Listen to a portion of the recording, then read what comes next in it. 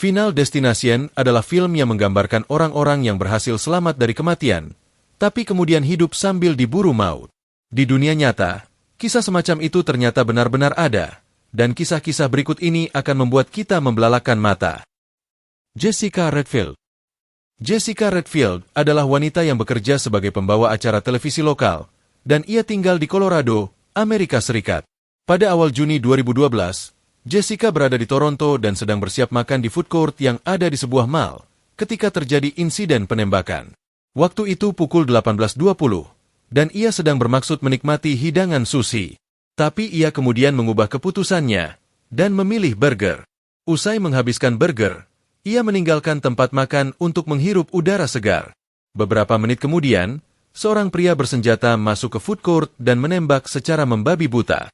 Jessica menulis di blognya waktu itu, "Jika saya memilih sushi, mungkin saya masih di sana dan jadi korban penembakan itu." 1 bulan kemudian, Jessica mengikuti pemutaran perdana film The Dark Knight Rises di Aurora, Colorado. Ketika film sedang berputar, tiba-tiba muncul seorang pria bersenjata dan menembaki penonton secara brutal. Insiden itu menewaskan 12 orang, dan 58 orang terluka. Jessica Redfield termasuk yang tewas. Pelaku penembakan itu tertangkap, dan diketahui bernama James Holmes. Atas peristiwa itu, Presiden Amerika Barack Obama sampai memerintahkan pengibaran bendera setengah tiang sebagai tanda duka untuk mereka yang tewas dalam insiden tersebut. Hilda Yolanda Mayol. Hilda Yolanda adalah wanita berusia 26 tahun yang bekerja di sebuah restoran di Menara Kembar World Trade Center. Pada 9 September 2011, Menara Kembar itu ditabrak pesawat dan mengakibatkan keruntuhan sekaligus menewaskan banyak orang. Hilda Yolanda, yang waktu itu ada di dalam gedung WTC, berhasil menyelamatkan diri. Namun, 2 bulan setelah tragedi itu, Hilda Yolanda mengalami nasib tragis. Pada 12 November 2001, ia terbang dalam pesawat American Airlines menuju Republik Dominika, kampung halamannya, untuk menghabiskan waktu bersama ibu dan anak-anaknya. Di kampung halamannya, ia juga bermaksud memulihkan mentalnya usai kejadian di WTC. Tapi pesawat yang ia tumpangi kemudian mengalami kecelakaan dan menewaskan 265 orang, termasuk dirinya. Lepas dari serangan pesawat, ia tewas dalam kecelakaan pesawat. Jessica de Lima Roel. Jessica de Lima Roel adalah wanita berusia 21 tahun yang tinggal di Brasil. Pada 2013, dia membantu sekumpulan mahasiswa untuk mengadakan pesta di sebuah klub. Tentu saja Jessica berencana ikut serta dalam acara itu.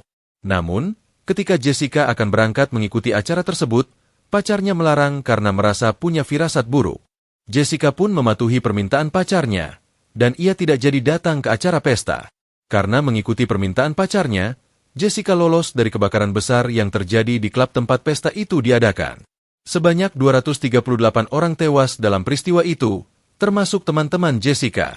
Tapi kisah itu ternyata belum berakhir. 1 minggu setelah peristiwa tersebut, Jessica pergi sendirian untuk menemui pacarnya yang ada di luar kota. Di tengah perjalanan, mobil yang dikendarai Jessica bertabrakan dengan sebuah truk, dan ia tewas dalam kecelakaan. Ye Mengyuan. Pada 6 Juli 2013, terjadi insiden di Bandara Internasional San Francisco. Waktu itu, pesawat Boeing 777 milik Asiana Airlines 214 sedang bersiap mendarat di bandara, tapi kemudian badan pesawat menabrak dinding pembatas, menghantam aspal, dan terseret di landasan pacu.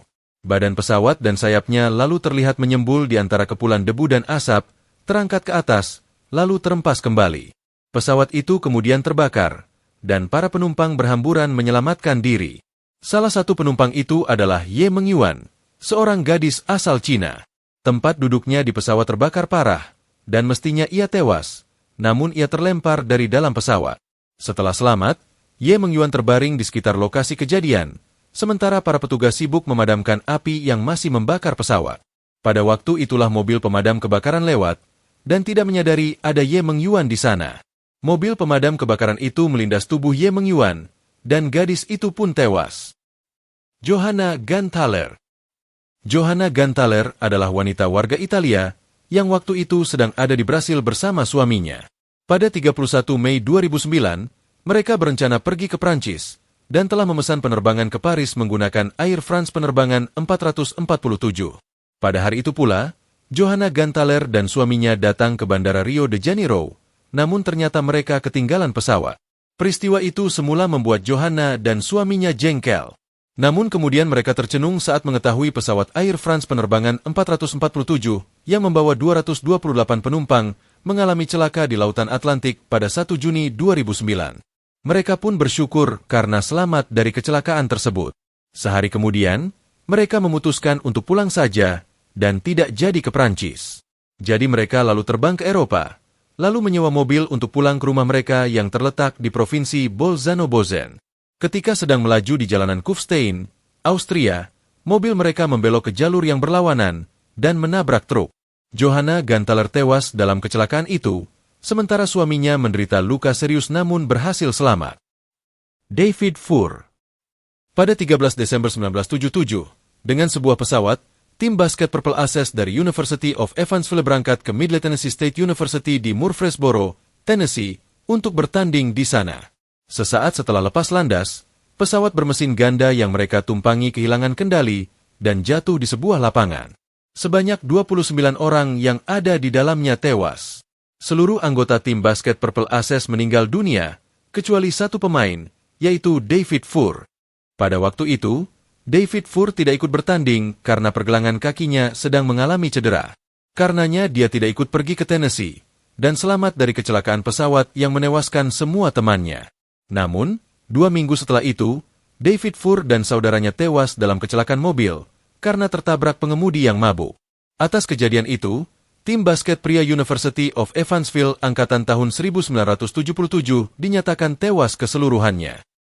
Bocah laki-laki Oklahoma. Pada Mei 2013, badai tornado menyerang daerah Moore yang ada di Oklahoma, Amerika Serikat.